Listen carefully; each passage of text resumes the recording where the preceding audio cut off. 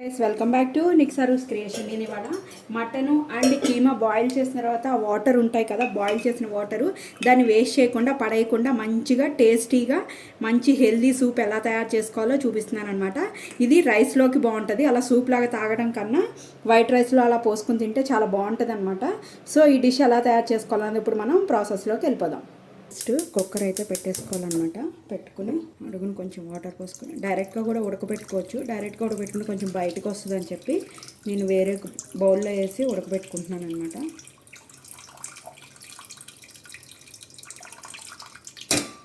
ఇప్పుడు mutton 1/2 kilo mutton తీసుకున్నాను. శుభ్రంగా వాష్ చేసేసుకున్నాను. దీంట్లో కూడా ఒక 2 గ్లాసెస్ వాటర్ అయితే యాడ్ చేసుకుంటున్నాను. ఈ వాటర్ మనం వేస్ట్ చేయమన్నమాట. ఈ వాటర్తో మనం చాలా సూప్ లాగా తాగినా కూడా చాలా బాగుంటుంది అనమాట. దీంట్లో నేను ఒక స్పూన్ సాల్ట్ అయితే యాడ్ చేస్తున్నాను. 1/2 స్పూను పసుపు ఒకసారి కదిపేసుకున్నాను.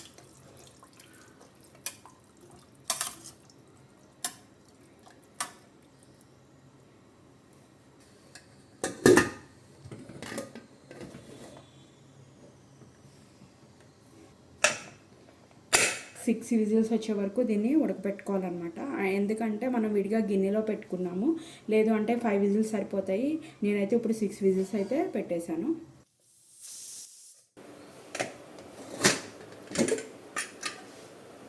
చూడండి, ఈ విధంగా కుక్ అయిపోయింది కదా. ఇప్పుడు దీన్ని వాటర్ లేకుండా ఓన్లీ కీమానే కావాలంటే స్ట్రైనర్లో వేసుకునైనా వడకట్టుకోవచ్చు, లేదు అంటే కనుక ఇలా తీసేసుకున్నా కూడా సరిపోతుంది.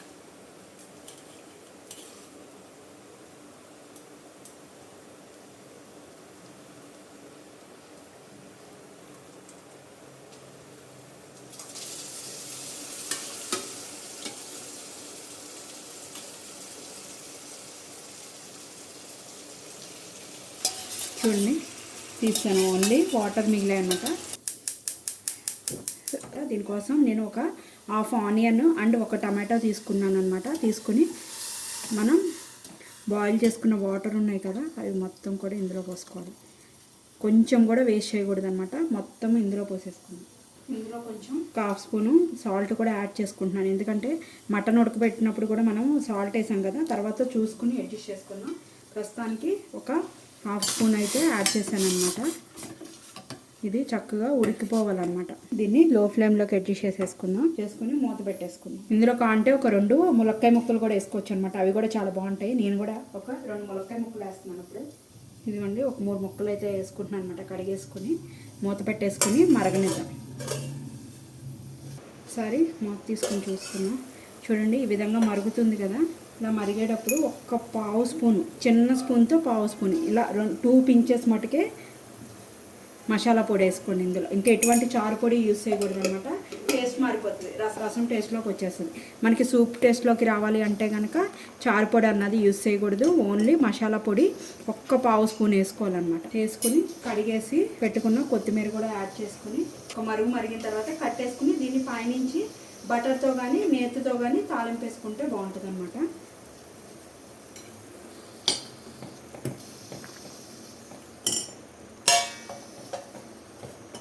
ఇప్పుడు దీన్ని తీసేసుకుని పక్కన పెట్టేసుకుని దీనికి పోపు వేసుకుందాం.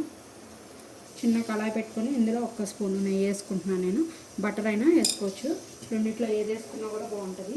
1/2 స్పూను జీలకర్ర, 1/2 స్పూను ఆవాలు, 1 ఎండుమిరపకాయ వేసుకొని పొయ్యి కట్టేసుకున్నాం. కొంచెం ఇంగువ కట్టేసిన తర్వాత ఇదిగోండి, ఒక రెబ్బ కరివేపాకు కూడా యాడ్ చేసుకున్నాను అనమాట. అది చిక్కులు దాన్ని కొంచెం పక్కకు తీసుకెళ్ళి వేసుకున్నాను.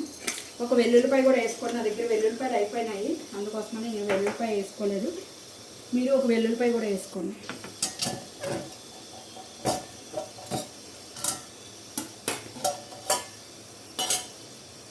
ఈ తాలింపు ఇందులో వేసేసుకుంటాం.